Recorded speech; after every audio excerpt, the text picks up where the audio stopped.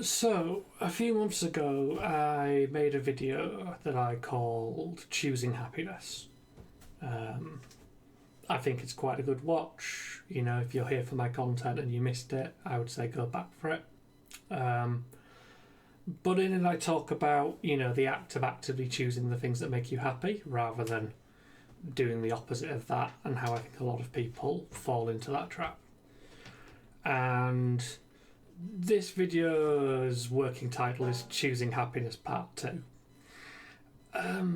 Basically because real life brackets on the internet events have led to me having to make one of those decisions myself. And it is genuinely, I think, the hardest decision I've ever made.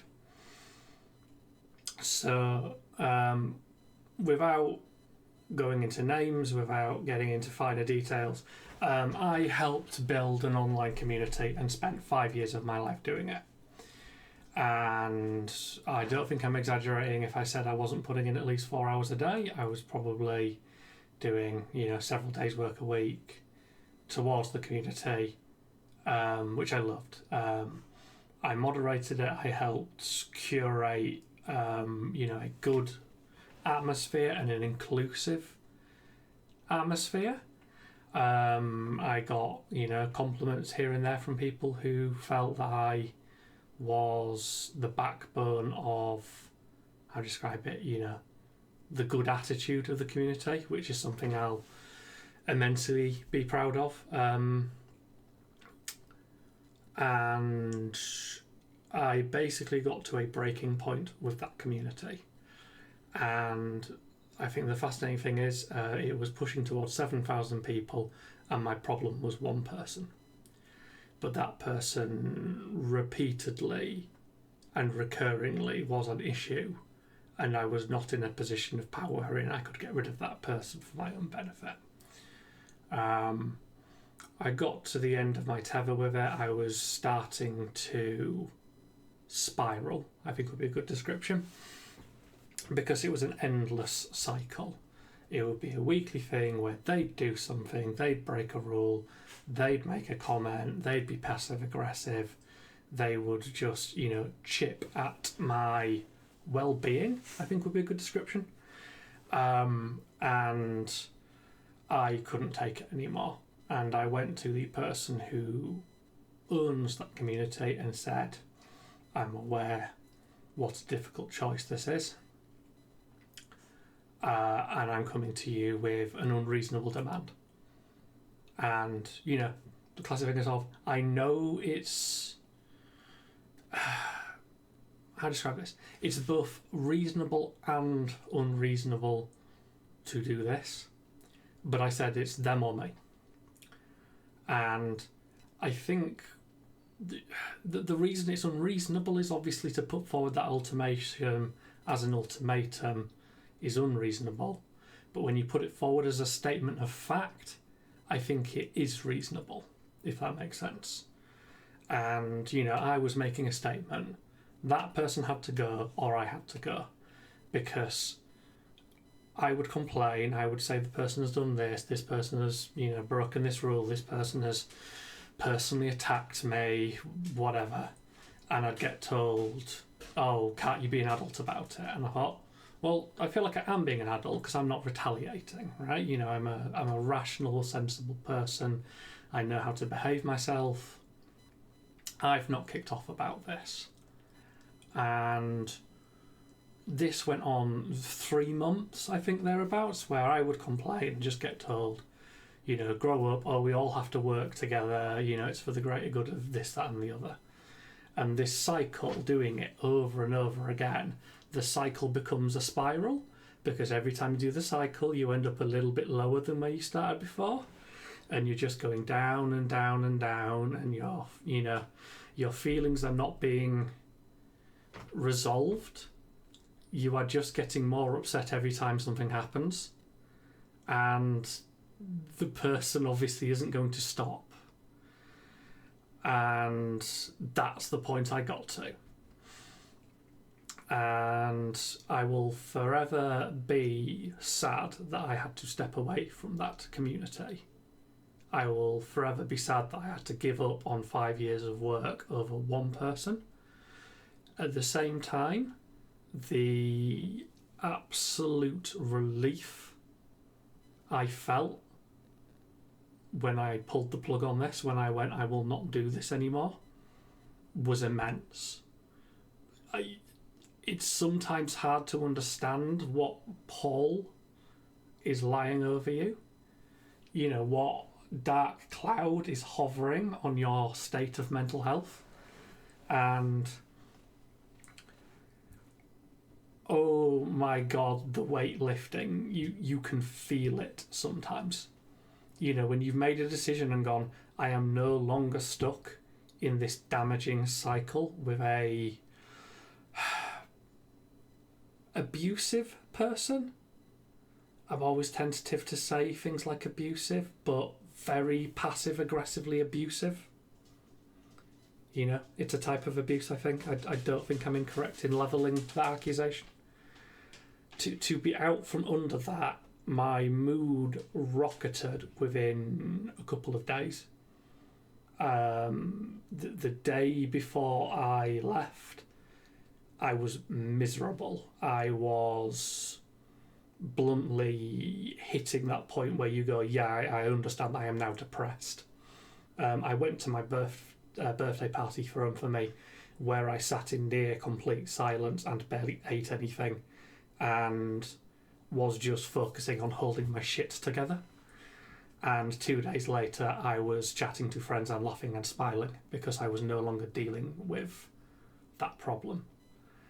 And I think this is a really good anecdote to put towards that idea of choosing happiness, because you need to weigh up your options carefully and make sure you are not having knee-jerk responses. You do not want to meet every little, pebble in the road with, with an exit strategy.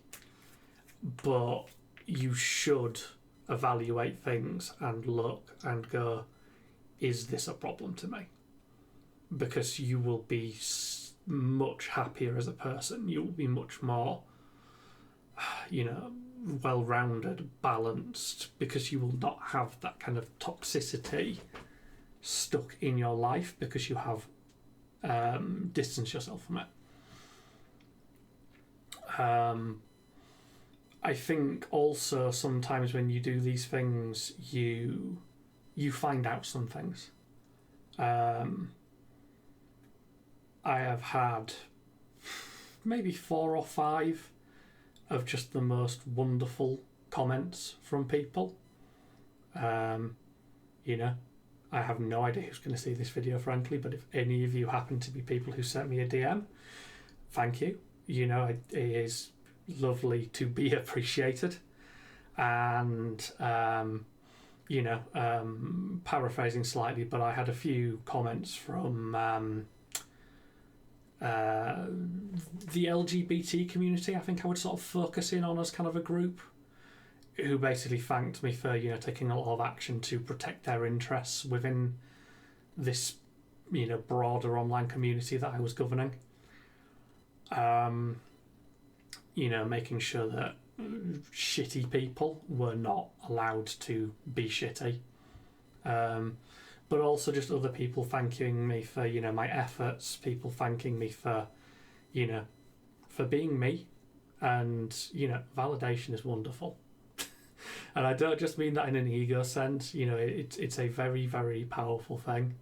I think the world would be a better place if people were, I don't want to say more willing, but if it was normalised to just reach out to people and go, you're great. Telling people they are doing a good thing will honestly make a lot of people's day. I'm going to finish recording this. I'm going to go DM someone. I'm going to take my own advice on that. I think that's a really big thing. You can find out a lot about yourself from people when you, when you pull the plug on those things. You get you get people reaching out who you maybe never even expected. There were people I thought I'd never hear from again, and 2 of them have DM'd me, and I was like, God, I did not think this person wanted to keep in touch with me. And you also, the sad thing is you sometimes find things out about friendships. I'm going to give a direct quote. I don't think there's anything obligating to me to not say these words. The thing that very nearly broke me in all of this was when I was having the discussion about leaving, and 6, 7, what is it? Counting in my head's really hard. 7-word phrase. I basically said, upon being told, well, you'll have to go. Well, sorry, let me clarify. Being told the other person will not be going, and therefore, me feeling, well, then I am forced to go. Because I was not told to go, I was told to carry on and coexist with the person, which, was not tenable for me. I want to be very clear, I don't want to misrepresent any of this. But, yeah, I had one phrase said to me that nearly broke me, and it came from somebody that I was holding as one of my dearest friends. And I said, well, I'm going to go and, give a resignation, as it were. I'm going to tell the community, sorry, but I'm going. And they said, no, you will not. You don't get your I quit moment. And it's weird what things can hurt a person, I think. That devastated me. That took me days to start to get over. Because I thought, well, I've done so much for these people.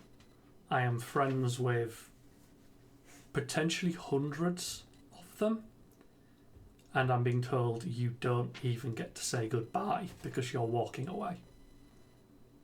I was just like, fuck.